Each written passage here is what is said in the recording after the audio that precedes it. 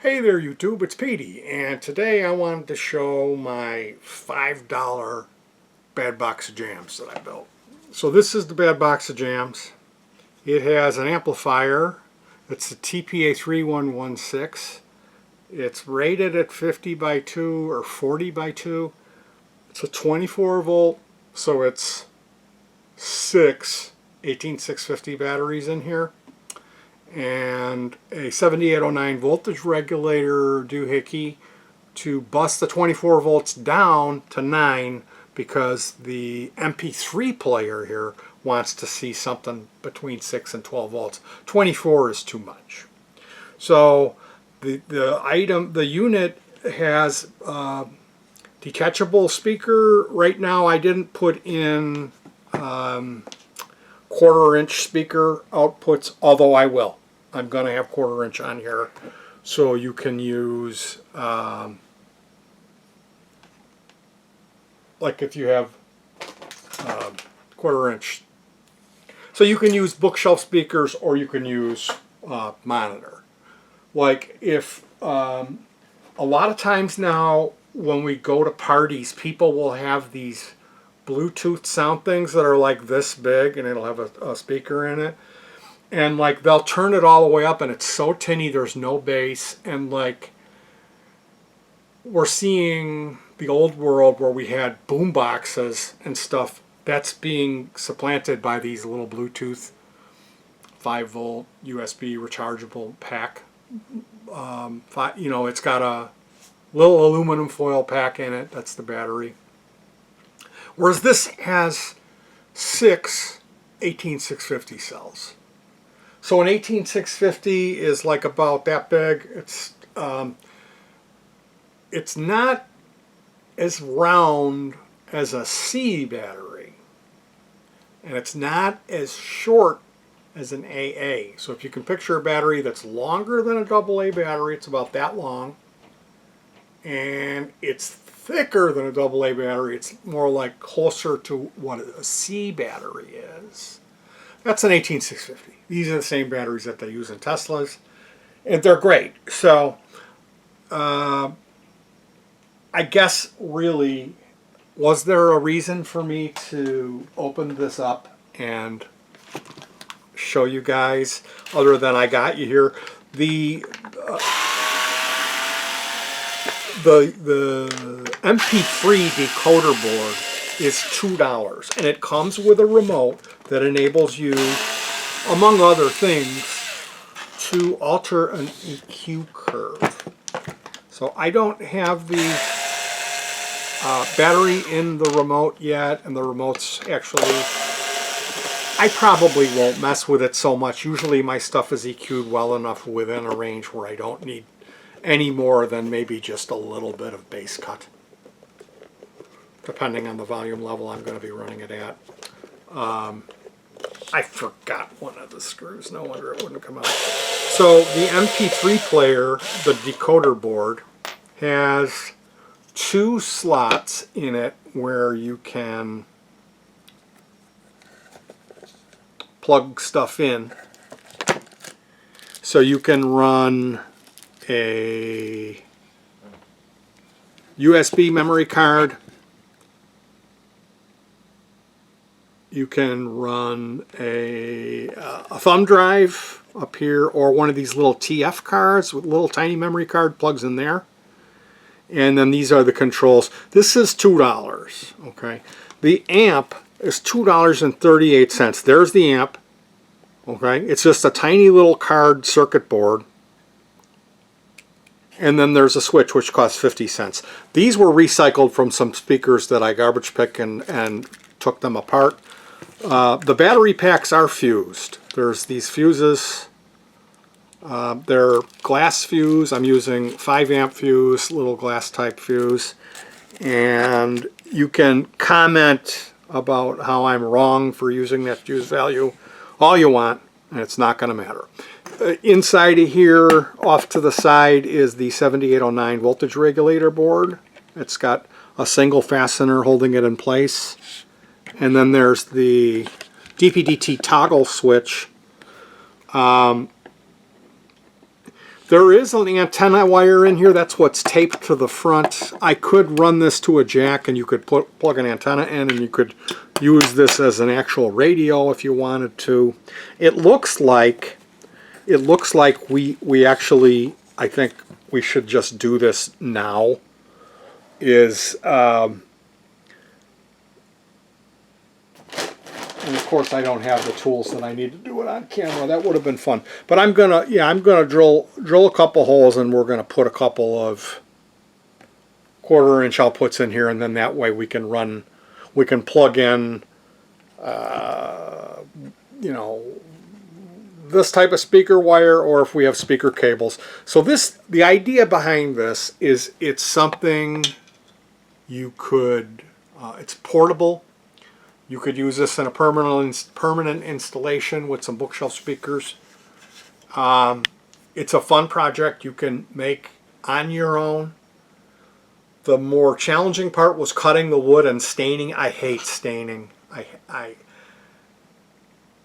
It looks like it has character. I might do some more on this and clean this up a little bit. But this was a really fun project.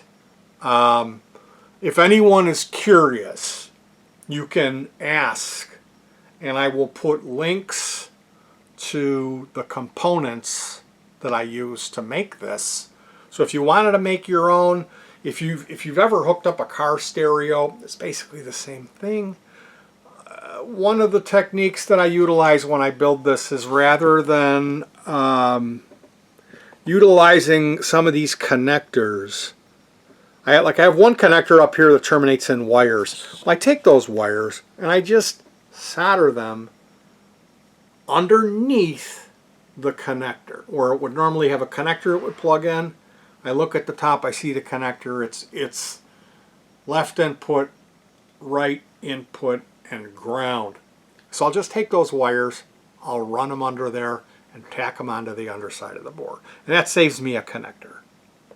So basically the batteries, you wire up the packs. So this particular has 3 cells, so we put one jumper on the bottom between these two, one jumper on the top between these two, and then we have our plus and our minus, and you put them in. You can see we use nail polish. The British people say nail varnish. Green is for negative, red is for positive, and then I know which way to put the battery in. And you can, in place of, like, it's always good to use this is a fuse in there. Instead of the fuse on the other side, you can run like a 1N5117 or 5817, 1N5817, or a 1N4001, whatever is your favorite polarity diode. You could put one of those in place here, and then what that would do, it would cancel the party in case someone put the battery in backwards. It would just not function. It would cease to connect, that battery is what it would do. So something like this, you know, the $2.38 board, it's nice because they have much nicer, larger, significant heat sinked. Like if you were going to do something and you were going to do it for a block party, I wouldn't want to use this board. In that sense, I would build separate. I would have a separate EQ.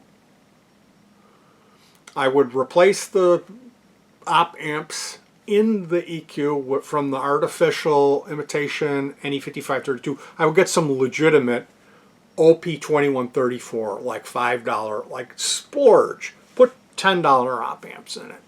And then I would get a Shure Electronics brand. There's another brand, they come with the fans built in that are nice. They have some really nice Class D amp boards. Build it into a briefcase, you know. the idea with the $2.38 one is it's compact. It comes with the EQ built in. It's only 2 knobs, but that's better than none. And really, honestly, another fun way to do this project is to don't build yourself a box. Use the speaker. So you would drill the holes. You're going to need a Forstner bit to take some of the wood out to give you enough. The potentiometers don't have a real long amount of thread on them. And it could be that the wood is thicker than the thread would allow. So we use a Forstner bit. You drill a pilot hole, and then you use a Forstner bit that's larger than the diameter of the fastener. Just a little bit larger, not a lot. Take some of that wood out, and then you'll be able to thread it up. You disconnect this, and you run your amplifier, the speaker, like the right speaker, out to this point here. You disconnect it. You have the speaker assembly going right into the amp. Then the alternate, like let's say we hook up the right speaker to the speaker assembly that its chassis is, and then you have the left speaker. So you take that left channel and you hook that up to this. Then you run a wire in between the 2 speakers, and that's how you get the juice from inside the amplifier out to the other.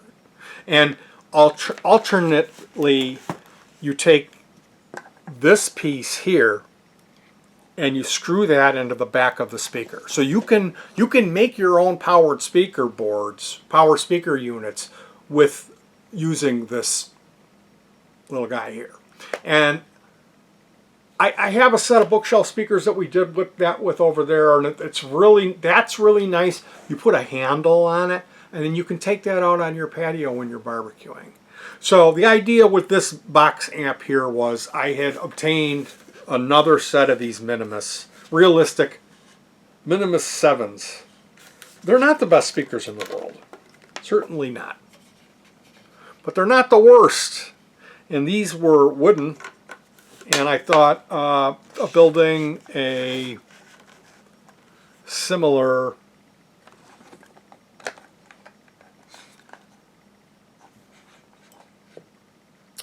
unit.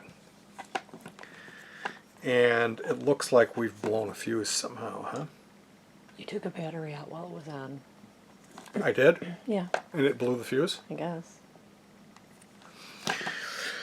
So, yeah, it looks like we're going to be putting in some speaker jacks and calling it a night. But this is the first time I've ever used one of these all-in-one TPA 316D2 amp boards that has the EQ, the little $2.50 one. I've never used that small board. It's rated a little lower than the others, even though you give it the same amount of current. Well, I'm not sure, although it didn't sound bad, but it certainly wasn't as powerful as some of the other more significant boards that I purchased that use that same chip, but they use them in multiples. There's more than one chip on the board. So adding your own USB is fun. The tool that you'll need to cut the hole for that is you use a stepped drill bit, and you drill 2 circular holes, and then you run a jigsaw in between and cut a oval out, and make sure that you have enough wood to grab these screws here. I forgot to drill pilot holes and then use the Forstner bit on the front panel, so I had to cut another oval out and then made this tin panel, which was fun, and it was actually pretty nice. So, did we pop our fuse, or did we just wreck?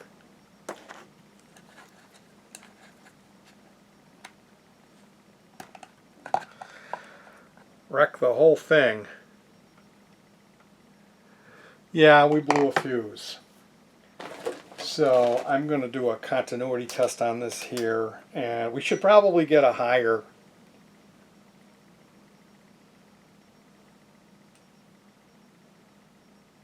Yeah.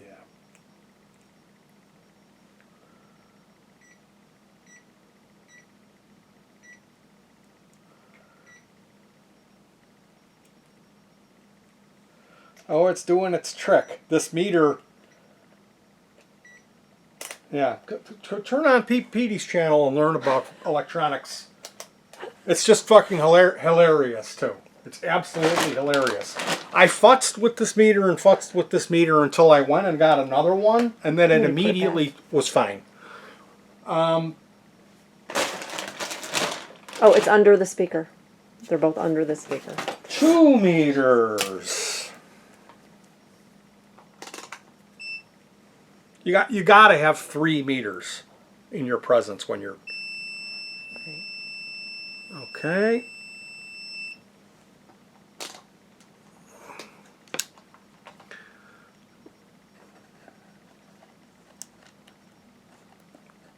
Nate turns out to make an even more interesting video because I've somehow, the fuses are good and the device is not working. So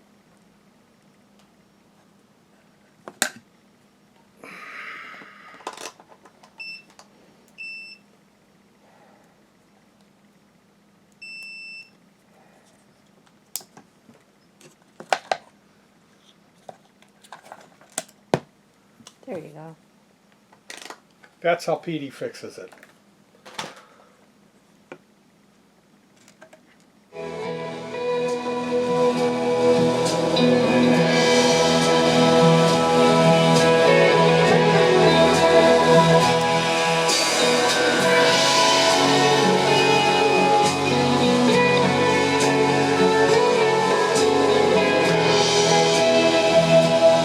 So that's my bad box of jams. Yes, the speakers pop when you shut them off, and that's one of the downsides. But fear not, there are speaker protection boards you can buy from the same vendors, and you run that in between the amplifier and the output, and it solves that issue for you. So this is just a fun project you can get and put together. It doesn't require a real lot of special tools or chutzpah. It's a fun one. The best way to do it is if you already have a box. So I recommend going to your Goodwill, or you can also just purchase a chassis, and that's what makes it even easier. I'm going to cut you guys loose. Thank you for joining me on this one. Loads of fun. Take care of yourselves, and peace.